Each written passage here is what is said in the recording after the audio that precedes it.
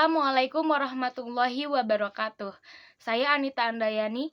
Pada kesempatan ini saya akan menjelaskan mengenai penyebaran Islam di Nusantara oleh Sunan Gunung Jati.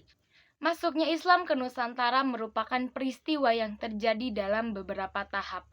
Pada abad ke-7 sampai ke-10, Kerajaan Sriwijaya memperluas kekuasaannya hingga ke Malaka dan Kedah.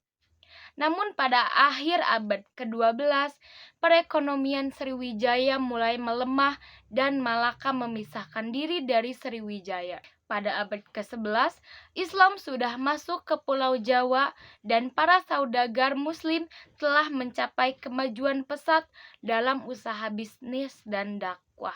Komunitas ini dipelopori oleh Wali Songo yang membangun masjid pertama di Tanah Jawa, seperti Masjid Demak yang menjadi pusat agama dan memainkan peran besar dalam menyebarluaskan Islam di seluruh Jawa. Perkembangan Islam di Nusantara tidak terlepas dari peran tokoh-tokoh penting seperti Sunan Gunung Jati. Sunan Gunung Jati yang biasa dikenal juga sebagai Syarif Hidayatullah adalah salah satu wali Songo yang lahir pada tahun 1448. Ia dilahirkan dari pasangan Syarif Abdullah Umdatuddin bin Ali Nurul Alam dan Nyai Rara Santang yang berganti nama menjadi Syarifah Mudaim, putri Sri Baduga Maharaja Prabu Siliwangi dari Kerajaan Pajajaran. Seringkali terjadi kerancuan antara nama Fatahillah dengan Syarif Hidayatullah yang bergelar Sunan Gunung Jati. Orang menganggap Fatahillah dan Syarif Hidayatullah adalah satu, tetapi yang benar adalah dua orang. Syarif Hidayatullah adalah cucu Raja Pajajaran, seorang penyebar agama Islam di Jawa Barat yang kemudian disebut Sunan Gunung Jati. Sedang Fatahillah adalah seorang pemuda Pasai yang dikirim Sultan Trenggono membantu Sultan Gunung Jati berperang melawan penjajah Portugis. Bukti bahwa Fatahillah bukan Sunan Gunung Jati adalah makam dekat Sunan Gunung Jati, ada tulisan Tubagus Pasai Fatullah atau Fatahillah atau Faletehan menurut lidah orang Portugis. Dalam usia yang masih muda, Syarif Hidayatullah ditinggal wafat oleh ayahnya.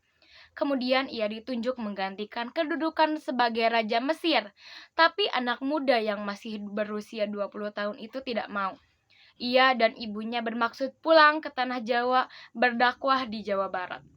Kedudukan ayahnya itu kemudian diberikan kepada adiknya, yaitu Syarif Nurullah. Syarif Hidayatullah dan ibunya Syarifah Mudaim datang di negeri Caruban Larang, Jawa Barat pada tahun 1475 sesudah mampir dahulu di Gujarat dan Pasai untuk menambah pengalaman. Kedua orang itu disambut gembira oleh Pangeran Cakrabuana dan keluarganya.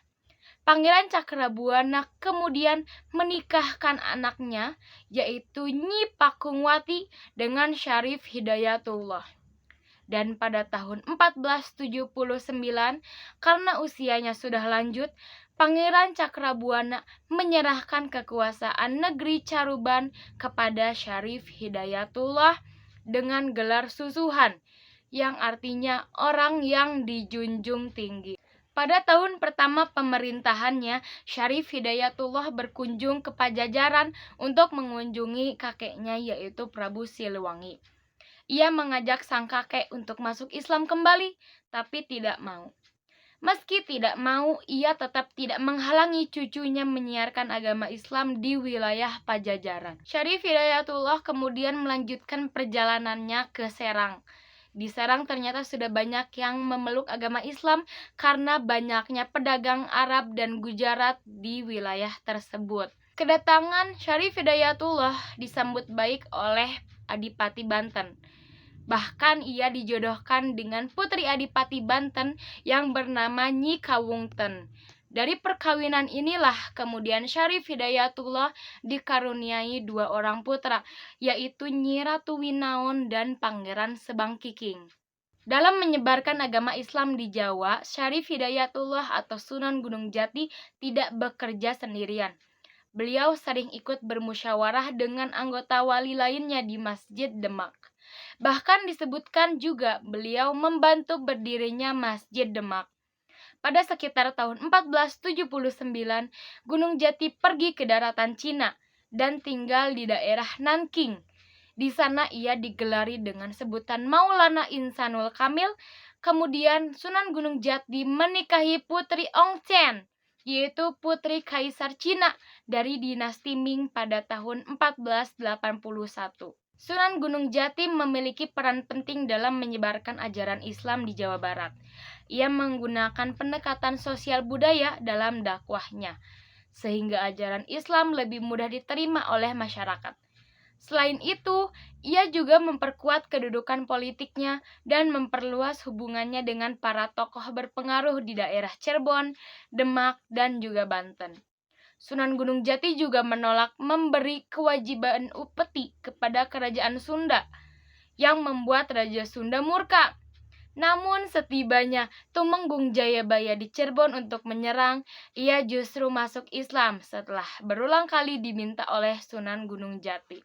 Akhirnya Cirebon menjadi kerajaan Islam yang merdeka dan otonom.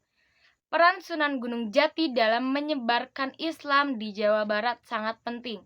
Ia berhasil membawa Cirebon menjadi pusat dakwah Islam kedua setelah Demak. Sunan Gunung Jati juga memiliki garis keturunan yang terhubung dengan Nabi Muhammad melalui Ali bin Abi Thalib, yang menikah dengan Siti Fatimah.